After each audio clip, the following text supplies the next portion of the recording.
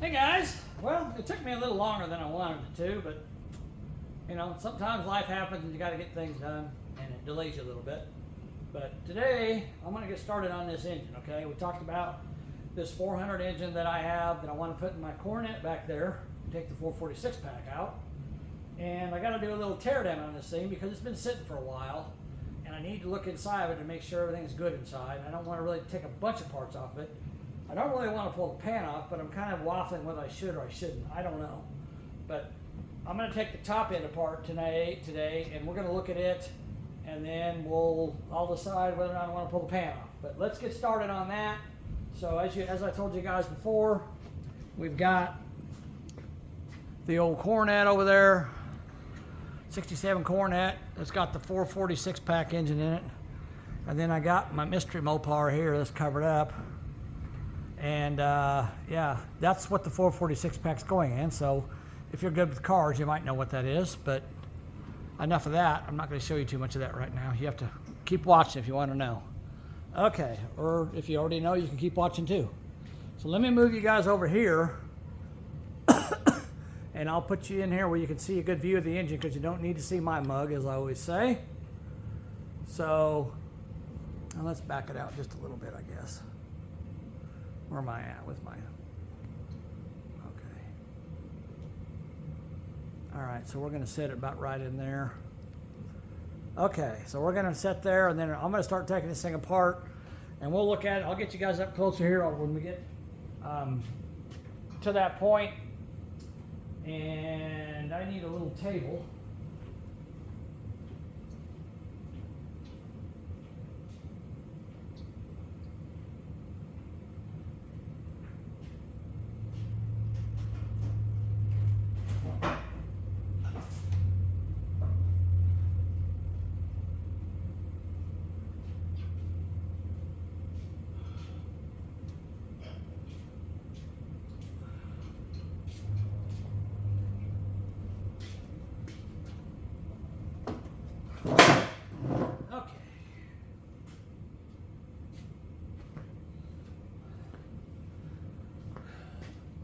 I always like it when my neighbors decide to throw this ugly wooden table in the trash because, hey, it's a perfect table for my shop.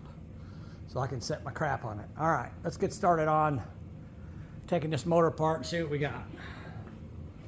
So the air cleaner, of course, is labeled wrong. It says 444 barrel, but it is kind of cool looking. So I don't know, I may just leave it on there. I don't know, what do you guys think? Should I leave that on there or not? Everybody tells me I should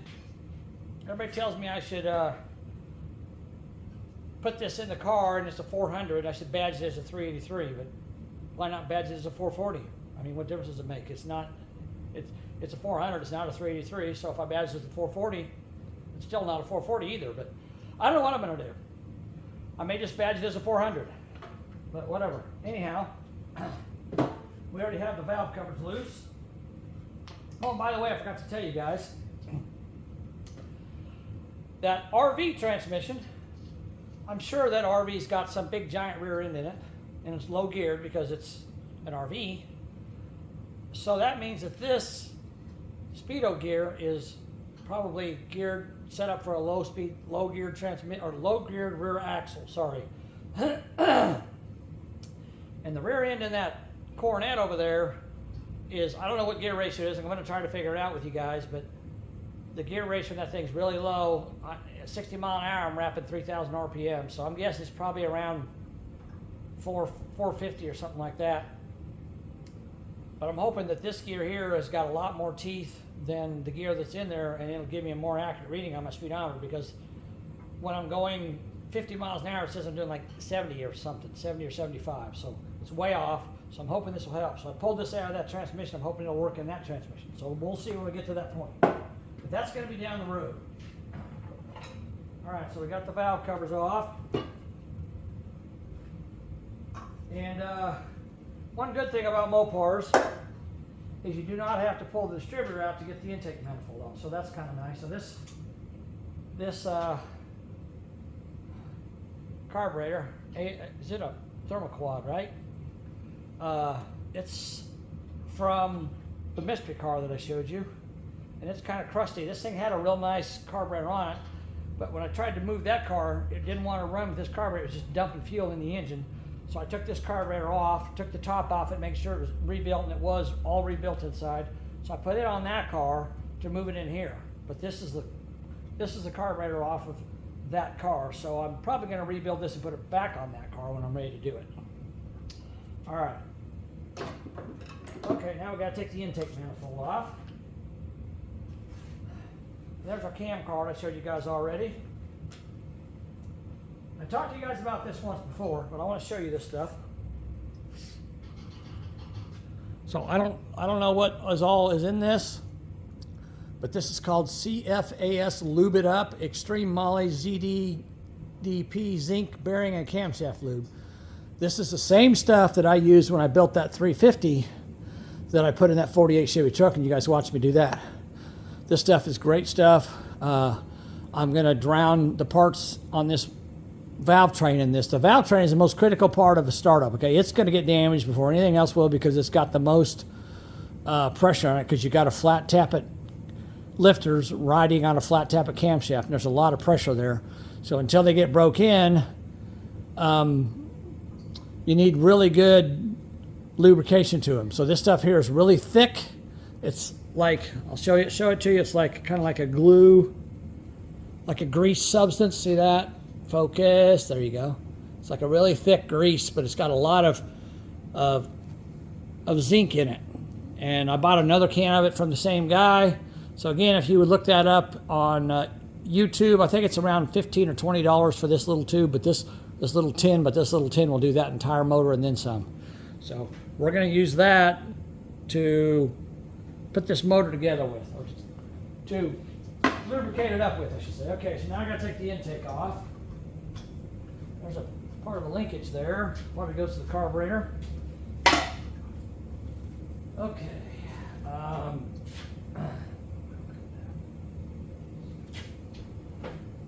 One thing I did just notice here that I really like,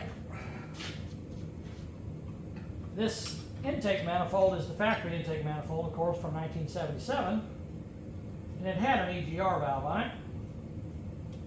And of course, they didn't want that on it, so somebody bought this really nice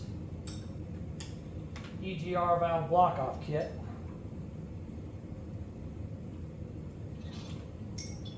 And I'm going to remove that.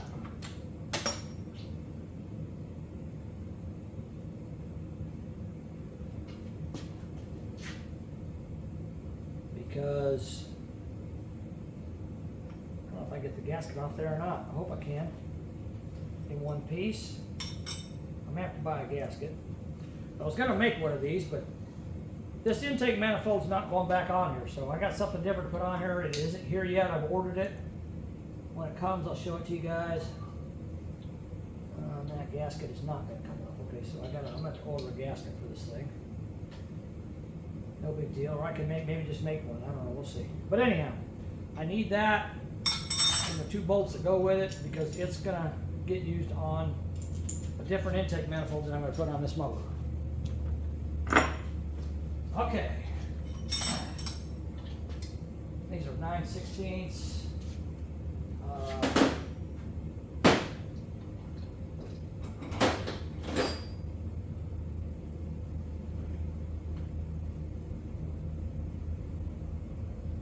Not sure what size this.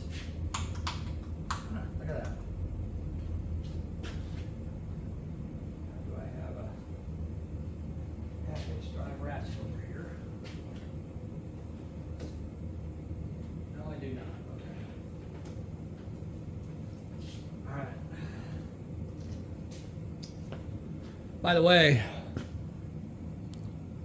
I doubt anybody knows this guy, but if you recognize this guy, this is the guy that built that car right there.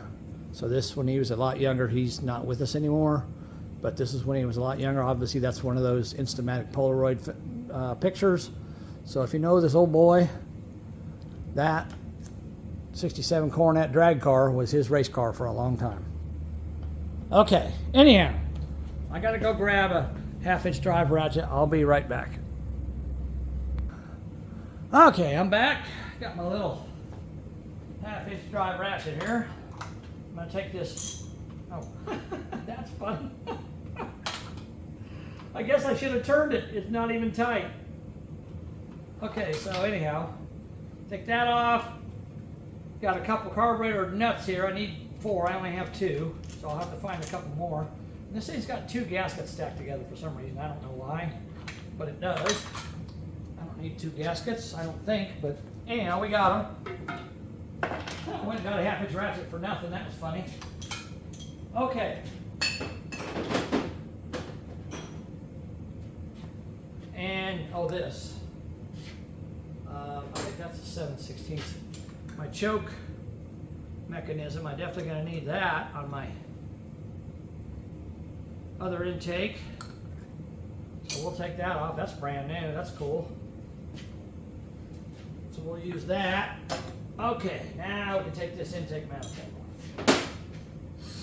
By the way, does anybody need a good 4-barrel intake for a 400? If you do, drop me a note. We'll make a deal. Give you a really good price on it. I don't really care.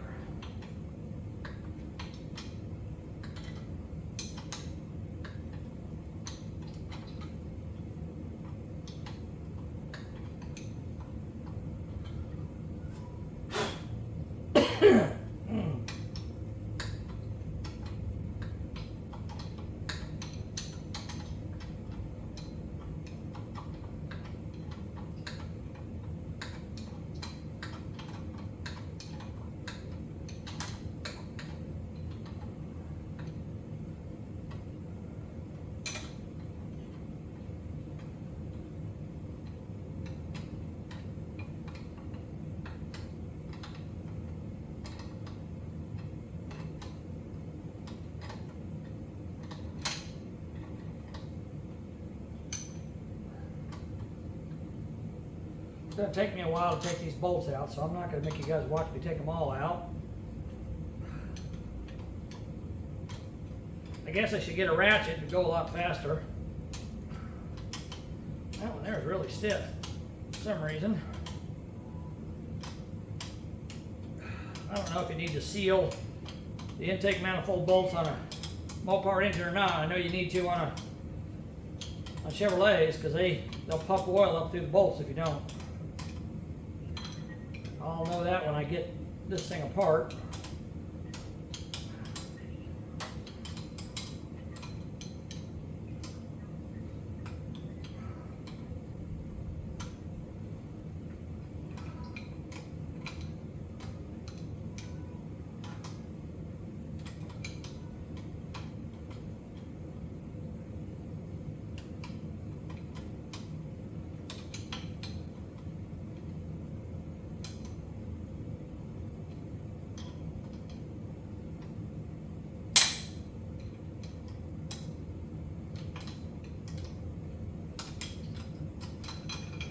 Silly, isn't it?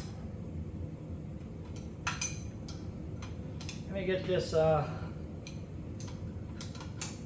throttle kick-down cable holder off of here,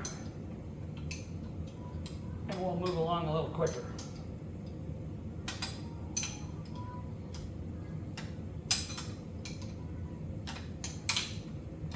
Okay.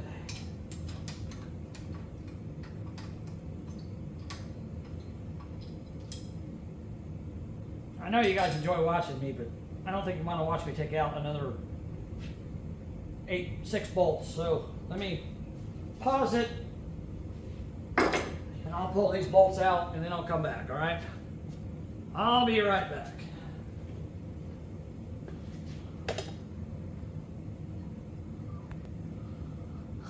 All right, guys, I got all the bolts loose on the intake manifold, and I went ahead and took the valley pan end caps pieces off, and I'm just already discovering something interesting about this. So here's the pieces off the end caps. They're actually aluminum and they're homemade. I'm not sure why somebody did that, but maybe they didn't have them and they didn't want to buy them, or they couldn't get them anywhere, so they just made their own. But they're made out of aluminum, kind of cool looking. Interesting anyhow. So yeah, those are the end cap pieces. All right, Now, I don't know how well this intake manifold's stuck on here, and I don't know what we're going to see when we take this apart, because I'm doing this at the same time you're doing it. So let's just grab it and see if we can move it. I don't know. Now, carburetor studs are loose though. That's good. I can get those out of there. Let me get something to pry on this intake. Let's see. Try a hammer handle first. Ah, there we go. That came right loose. Okay, so we got that to pop loose. I don't know if I can reuse this intake valley pan or not. I'm hoping I can, but we'll see. So that comes off. Oh, that's nice and heavy. It's about probably 60 pounds, at least 50. Oh my God, look at this, guys. I think I figured out why they got the end caps homemade. Look at that. So this valley pan is like cobbled together almost, it looks like. I've never seen anything like that. Let me get a vacuum cleaner and vacuum up all this crap, because I really don't want it to get down inside the engine. So let me pause that again for a second, and I'll get a vacuum cleaner and come back. Hold on. All right, guys, I'm back. I got my little Stanley vacuum cleaner. I picked this thing up for free, actually. And here's a little trick for you guys. If you don't, it didn't come with a filter, but if you take one of those blue rags you buy at Walmart and wrap it around there and put some electrical tape on it, you got an instant filter. And that's good enough to keep the dust and dirt inside of it and not make a mess all over your shop floor. So there's a little trick for you guys today. All right, let's vacuum this baby out. Get her cleaned up so we don't get all this crap down the oil pan. I don't want to have to deal with that.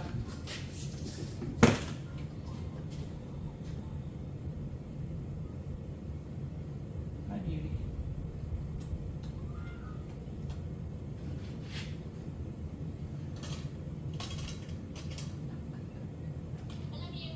Love you too.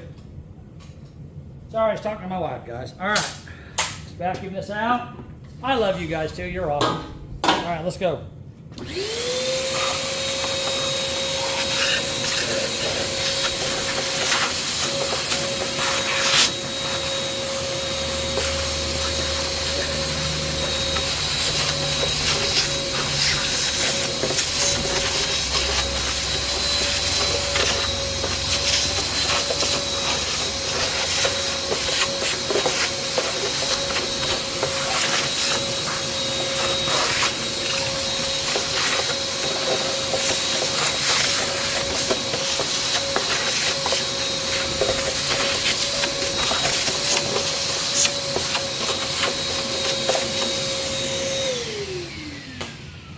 Okay,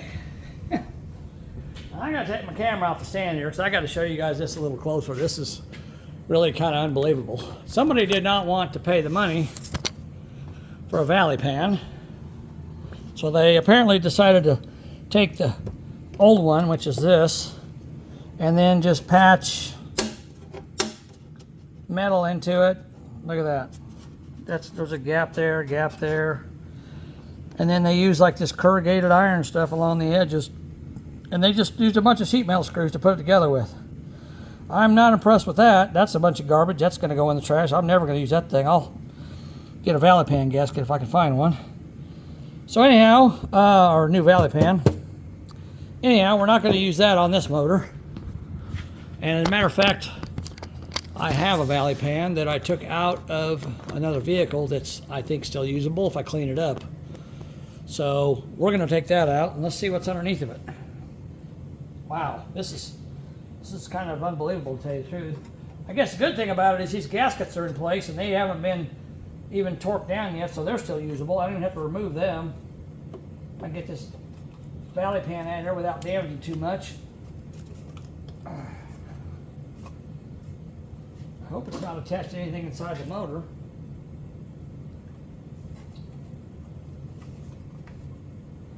It's glued in place, I can tell you that much. See if I got a screwdriver here. No, but I got pair of needle nose pliers to see if they'll work. Wow, this is quite shocking to see this. Now there's a gap over here. They filled it with silicone. They tried to fill that with silicone, didn't work.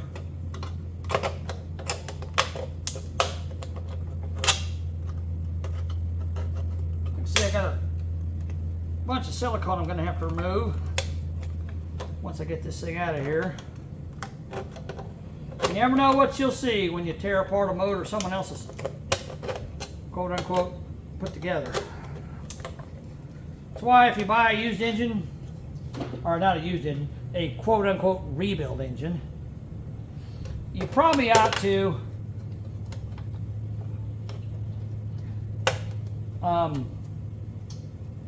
at least partially disassemble it before you just throw it in your vehicle and say a prayer that it's a good motor, because it may not be. I mean, this one here I think is fine, the motor itself, but this hack job they did on this intake valley pan is not great.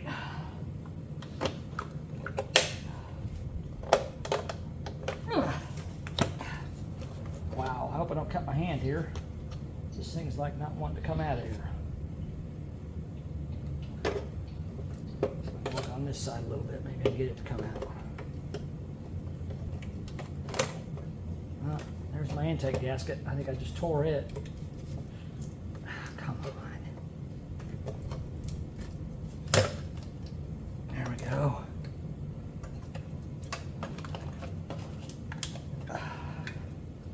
Holy crap.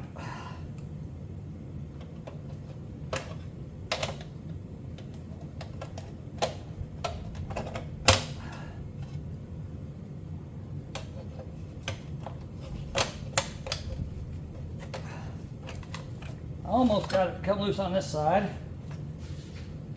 Come over here, maybe I can get a... Jeez. This is bizarre. There we go. Wow, look at that. Sheet metal screw sticking down the lifter valley area. I guess all these pieces off to the side were just made to fill in these little holes on the side.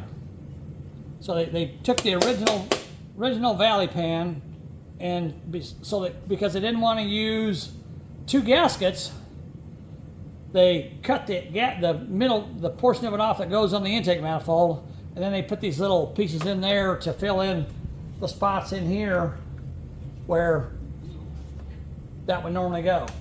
It's a bunch of junk.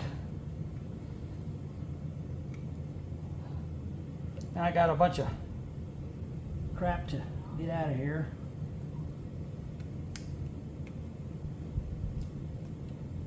I am seeing some things I like here. I'll show you guys here in a second. We used a whole bunch. Oh my God, what is that?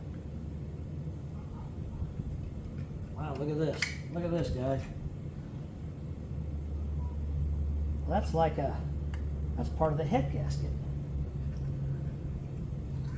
What in the world?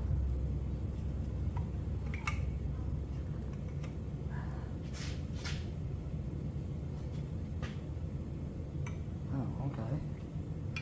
Well, that's part of the head gasket, and I bent it down. That's not good. Dang it.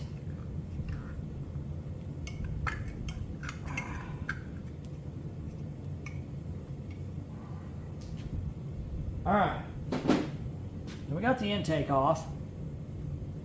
Got a little bit of stuff in here, not too much. That's grease.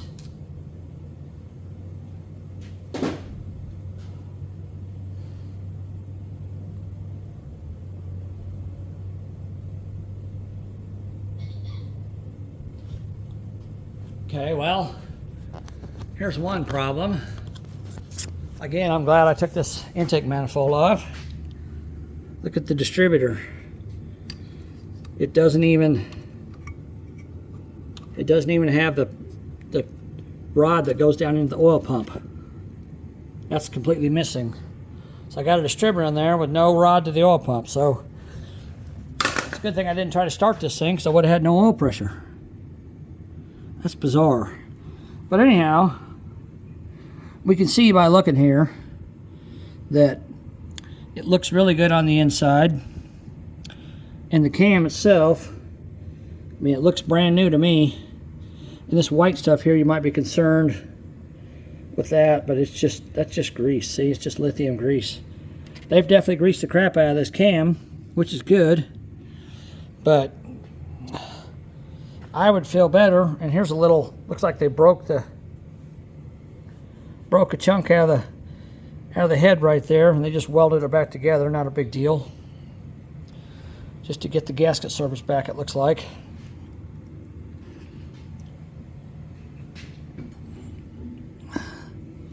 So this is actually an open area here, so that weld's not even going to affect anything. It just basically gives you puts the integrity back in the head, gives your valve cover gasket a place to seal. They didn't do a very good job of cleaning it up, but it'll work. I'll probably put some silicone on that when I put the valve covers on, just to seal it up. But anyhow, it looks okay to me. You know, I haven't even pulled the drain plug out of this thing. I don't even know if there's even oil in it. Maybe I should do that. Well, yeah, let me get a drain pan, because I don't know what's going to happen. But first thing I want to do is get my vacuum back out, because I see some little small chunks of stuff down in there I want to get cleaned out. So let me vacuum this again with that off, just to get anything else out that's in there.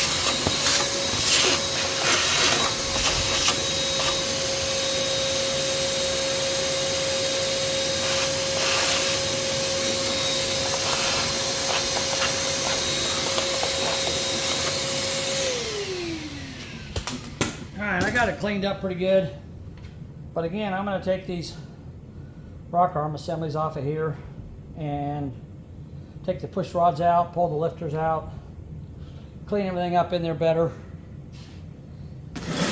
So let's work on that now. But first, okay, before I do that,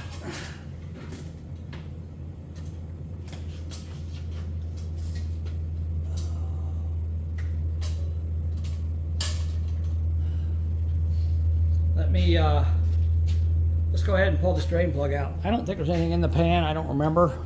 This engine has been on the stand since I bought it home. Since it was delivered to my house, I put it on the stand, but I don't remember if there's anything in the pan or not. And also, I noticed that my dipstick, this piece here looks like it might be damaged. I might have to take the pan off anyhow to drive that back out of the pan and get it removed. I don't know. Sounds empty to me.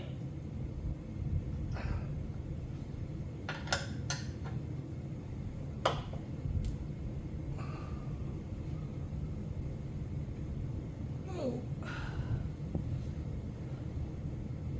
This drain plug's definitely stiff.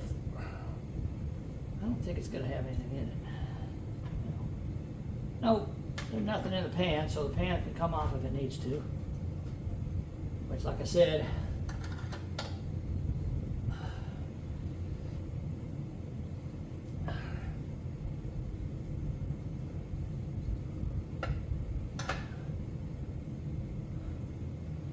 okay, so that's okay.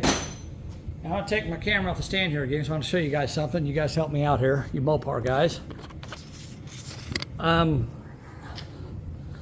this piece here, it looks to me like that's a tube that goes down into the block, but it should be attached to a tube coming out of the block for the dipstick, right? So I'm assuming I got to pull the pan off just to drive that back out from the inside, and then put a new one down in there with, of course, the piece that comes out here and attaches to the exhaust manifold. Tell me if I'm right or wrong, guys. I don't know. Is that what that is? Is that broken off? Looks broken off to me. I don't know. You guys tell me. Is that broken off? I don't know.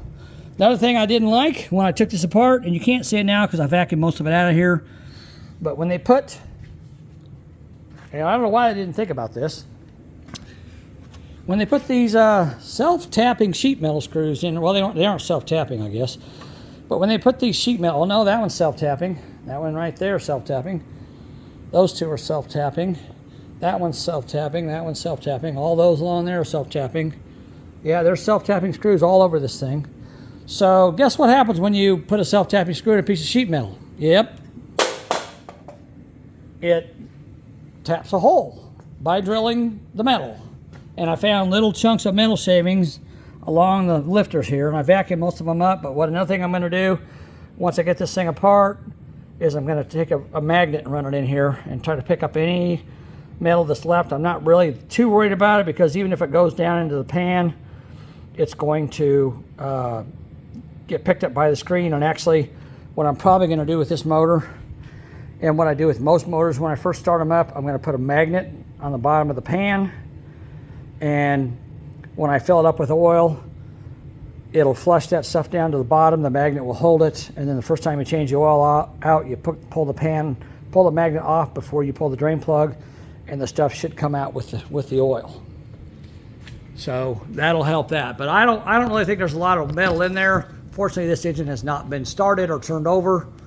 I turned it over a little bit, but I haven't like cranked it like with a battery or anything. So I think it's fine. But I do want to get you guys around here where you can see what I'm doing. I'm trying to get you in a spot where you can see better. There we go. Okay. I do want to take the valve train apart and pull these lifters out. We'll do that and we'll look at them. These are 9/16, right? Yep.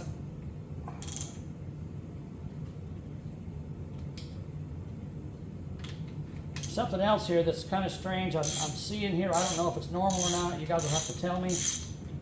You Mopar guys. I'm going, right? Yeah, okay. I didn't remember if I unpaused my video. I wanted to make sure I had. So I need an oil pump dry for this thing, so I don't have one. But we got another 400 we can get one off of, or I can just order one online if I have to, whatever. Okay, so let's take this off, because there's something I'm noticing about this, and you guys will have to tell me if this is considered normal or not. I don't know.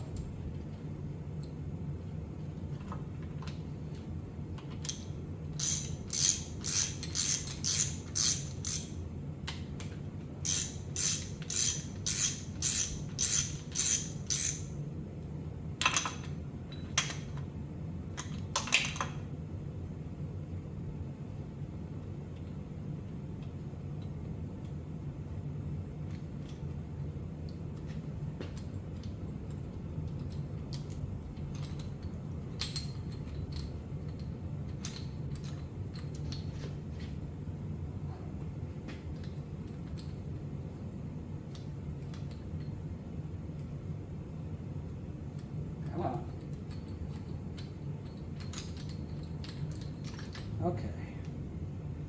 So this is kind of weird to me anyhow. Yeah, that's definitely not normal. Again, I'm seeing something strange here, guys. So maybe you guys can help me out one more time.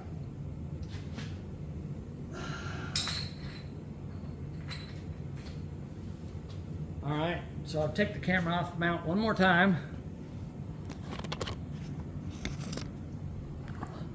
Okay, so we've got these shims, and again, they look like they're homemade, made out of aluminum. These shims that go on these standoffs for the rocker arms. The other two shims, well, here's one of them that fell down in there. But they're literally homemade aluminum shims. So I'm not sure why those are there.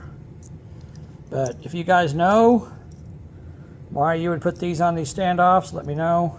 I don't know. I have no idea. It's kind of weird.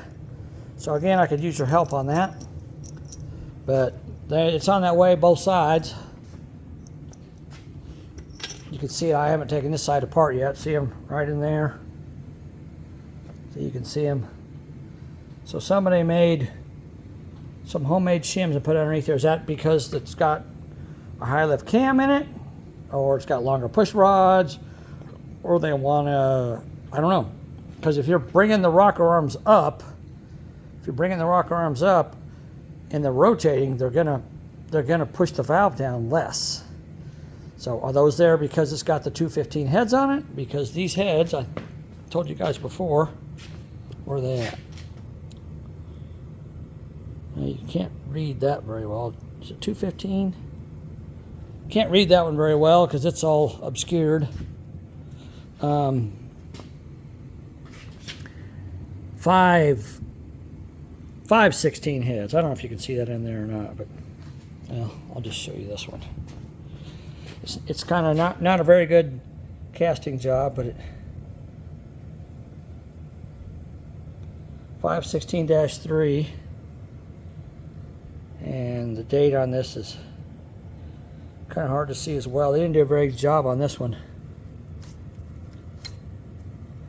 I can't really tell what it says. It's not very good. We'll get that one apart and we'll look at it. Hold on. All right, let's take the other one apart real quick and then we'll look at it and see what it says. It's definitely kind of weird that they're doing all this. I'm not sure why, but I know it's got a bullet racing cam in it. It's 474 lift according to the cam card. So, I mean, to me, that's not super extreme. It's not super high.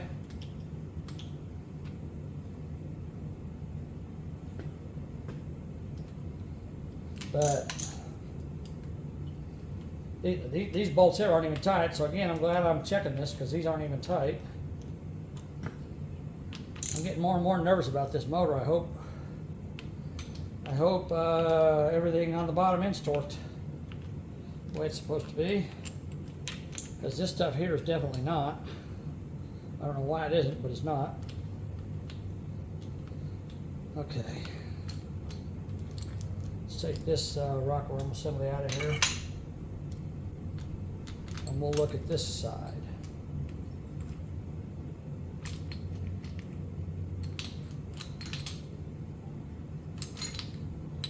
Again, we got the aluminum shims on here. You can see them right there on the standoffs. Okay, now we can see this head. This one here's a lot clearer. So again, if you guys could give me a bit of a clue here. So it's got, man, it's just so hard to see. Hold on a second. Yeah, I got a light over here. Hold on, let me grab this light.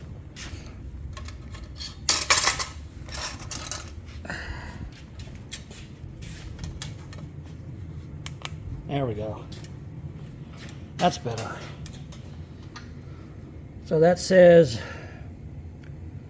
516-8 240-8516-8, and then this says 08026, so August 2nd of 66, because I think these are early 60s heads. These 516 heads are early 60s heads, right, guys? I think he put them on here because they got like a 72cc compression chamber. And the 400s had like a, I don't know, 70, 78 or something like that. So these are 72s, they're smaller. Gonna give you a little bump in compression. So I don't know, you guys tell me. I don't know. All right. All right, sorry, I turned off my, stop my video. So let's get going again here. All right, we'll move these rock arms. I mean, everything looks nice and clean and in good shape. I just don't know why they're putting all these shims and all this weird stuff in here. Doesn't make any sense to me. The push rods, I think they're the same length. Is that correct? And the push rods actually look to me like they're new. They're a little bit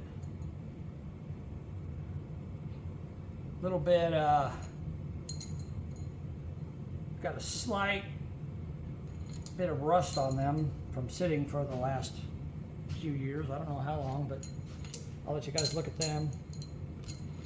The other thing I notice about them, and again, you guys can tell me. So here's the push rods.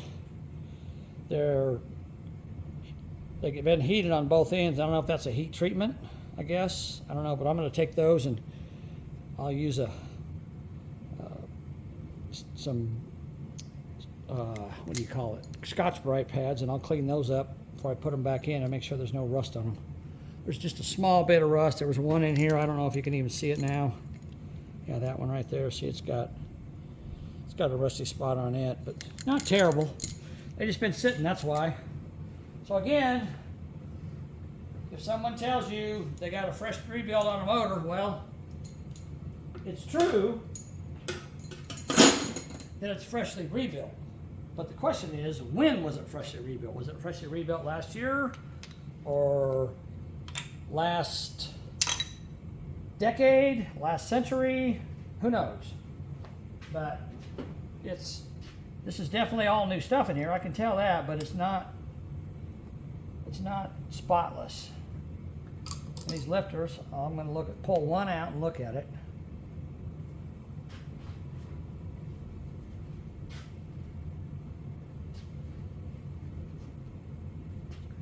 If you look at that lifter, it looks fairly new to me, I believe. What do you guys think? Is that a new lifter? Looks like it. Well, no. Look, it's got a wear pattern on it. See that? The lifter's got a wear pattern on it. I don't know, what do you guys think? See that right there, the shininess on it? You think that lifter's new or used?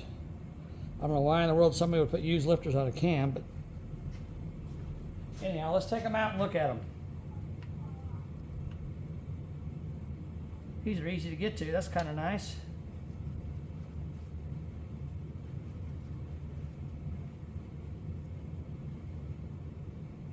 I mean, they don't have a wear pattern on the bottom of them that I can see. They look smooth and clean, but I don't know.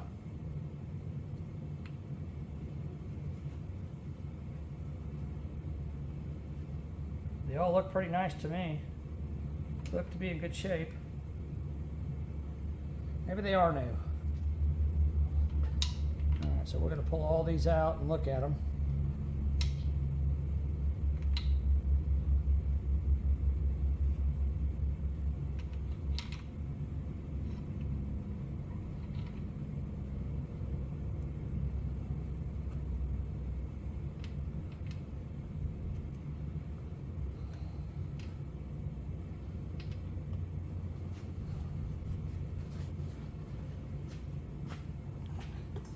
I'll get you guys in here a little closer so you can kind of see what I'm doing.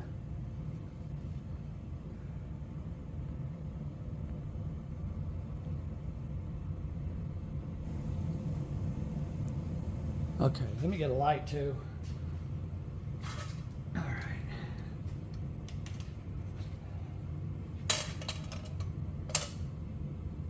There we go. We'll get these lifted out here and we'll take a closer look at everything else once we get them all out. That one's hard to reach.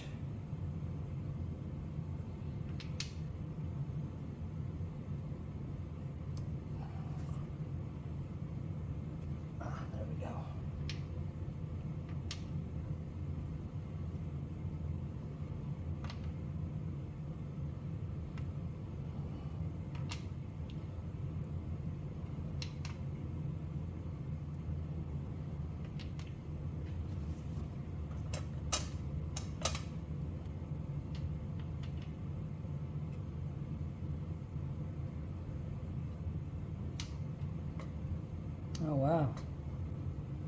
That's interesting.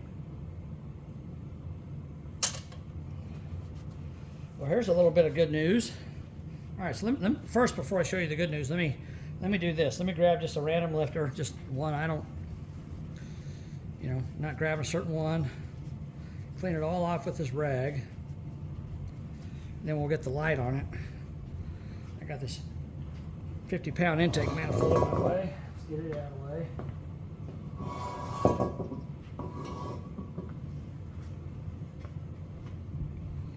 Okay, well, let me get the light up here and get a better look at this thing so you guys can tell me what you think.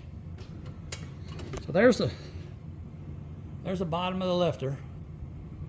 You Mopar guys, does that look like it's got any wear on it? I don't really think it does. It's just weird that it's got like, come on, focus. It's got like this kind of a different color band there, and then the rest of it's like a shiny color, like it almost has got a wear pattern on it. But I don't know, maybe it doesn't. Maybe they are new. Maybe they just look that way.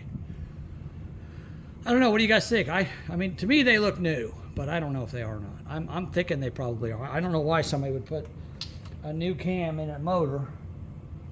And this cam is new. I can tell by looking at it that it's new. I don't want anybody to put a new cam on a motor and not put new lifters on it. Okay, now here's the good news. And again, I'll have to take you guys off of my camera stand so you can see what I'm looking at. And we'll zoom me out a little bit here. So if you look, if you guys know what you're looking at, and you look right down in there, what do you see? What do you guys see? You see anything? Yeah, somebody has done a little bit of deburring on these things with a deburr wheel. They've been polished. See the sides of the runners? They've been polished up, cleaned up. There's a little bit of rust in there. You can see the intake valves down in there. They got a little bit of rust on them. They're not terrible, but I mean, it's a little bit. Not bad. But and it's got some big old intake valves in there too. I don't know how big they are, but they're pretty big. They look. I don't know if they're new or used valves, but I'm guessing they're probably used. But you can see somebody has done some head work here. Somebody's definitely done some head work. So I'm going to try to get down in there and wipe them out and clean them up as best I can. But I think what I want to do is I want to get me a box, and I want to try to get a box that's the same size as these lifters are, and put them all in order in the box and put them back in the exact same hole they came out of. Like I said, I don't think they're used, but you guys can tell me what you think. All right, so let me do that, and then we'll get back to looking at this thing. So I'll be back in just a little bit. Hold on. Okay, so I just happen to have a lifter box from Crane Cams that had a set of used lifters in it, and somebody did not mark them, so I don't know what I'm gonna do with them. Probably throw them in the trash. But I took those lifters out. I marked this box front and back. So if you set it down in lifter valley, obviously this faces the front and that faces the back. So now I can take that, put that on there, and my lifters are safe in there. One thing I am going to probably do before I put these back in, well, actually I do it after I put them in because I don't want to mix them up. So I need to soak them in oil. So once I put them in, before I put the push rods in there, I'll pour oil down inside these cups and fill them up with oil, let them sit, and then the oil will drain into the lifter itself, and then I'll pour a little more oil in there until it fills them up, and they're basically pre-filled before I crank the motor over. If you do not have a box like this, which not everybody does, I haven't always had one. Another thing you can do is, like say for instance, this is the driver's side of the motor, right? This is the side that is on the driver's side. This is the passenger side of the motor, right? Because the front's up here. So if you take this lifter here and you mark it, put a piece of masking tape, not duct tape, not any other tape, and you don't want to mark it directly on it with a marker because it'll come off. Take a piece of masking tape and put D1 on this one, okay? Put it in there. Take this one, put it P1, okay? And then of course D2, P2, D3, P3, D4, P4, D5, P5, D6, P6, D7, P7, D8, P8. So D is driver's side, P is passenger side. You put a little piece of masking tape on the bottom of the lifter and mark it with that, exactly where it came off of, and then when you get ready to put them back in, you take the tape off one at a time, you clean them with a little carburetor cleaner to get the stickiness off there, and then you put them in the hole they go in, and you do them one at a time, and you can put them right back in the hole they came out of. So that's another way you can do that. So that's another little tip for you guys. All right, so now our lifters are in this cam box, and we know they're good. Okay, so now that we got the valve chain basically out of there, except the camshaft, we're not going to take it out. But let's take a closer look at this lifter valve, and this is why I wanted to take this thing apart in the first place, because if you look, you can see there's like little rust around that lifter hole. There's little chunks of stuff in there. There's a little piece of grass, and there's rust there. You know, there's chunks of stuff there. There's rust there. You know, there's all this little stuff that I don't want to get inside those lifters. I don't want to get it in the motor either. So now I can take a rag and very carefully remove all this stuff. And I want to look down there. Now, I'm surprised. The good thing about the sheet metal screws, they put them around the edge here so that all the metal that was dropping dropped down in this area here, and none of it dropped in the middle. And I don't see any pieces of metal on top of the cam lobes at all. I see some little pieces of dirt and stuff I want to pull off there, but I'll use a pair of needle nose to get those off. But that cam, and you can see a cam bearing down there. It looks like it's new. And the cam, I can tell by looking at it that it doesn't have a wear pattern on it at all. It's got those little dots on it. See those little dots? That's what they get. That's what the nitriding or tough riding process does to it. It hardens the metal, and it has these little dots on it. So that is a new camshaft from Bullet Racing Cams. So I'm not worried about the camshaft, but I do want to get all this dirt and stuff out of here. So I'm gonna pause the video one more time, and I'm gonna clean all this out, and then we'll take a closer look at what we got. It's gonna take me a little bit, so I'm just gonna come back to you guys later. I'm not sure about this intake manifold. I think, hold on a second, let me run over here real quick and see if I'm correct before we get too far on this. Give me just a second, guys. Okay, I got this valley pan. I wanted to look at it real quick. I think it goes on there like this. And this came off a 440 engine, so I don't even know if it's going to fit this engine or not. But it looks like, yeah, looks like it'll work to me. Of course, I'm going to have to use another set of gaskets, but I got those too. So I think we're going to end up using that. I'm going to clean it all up, of course. I'm not going to put that crap that I pulled out of here back in there. That's for sure. That's a mess. All right, so I'll put this in my parts cleaner and clean it up. I think it'll work just fine. Get a wire brush and clean it up, make it look nice, and we'll reuse it on this 400 engine. One thing I would like to do, well, I don't know for sure. I got a different intake coming. I'm not sure if I got something to cover here, but if I don't, I want to make something to cover this with, these holes, because I don't want the crossover to be there. I don't need that anymore because this car is not gonna have to worry about running in cold weather. All right, so let's get all this stuff cleaned up, and then we'll come back and we'll look at everything when I'm done.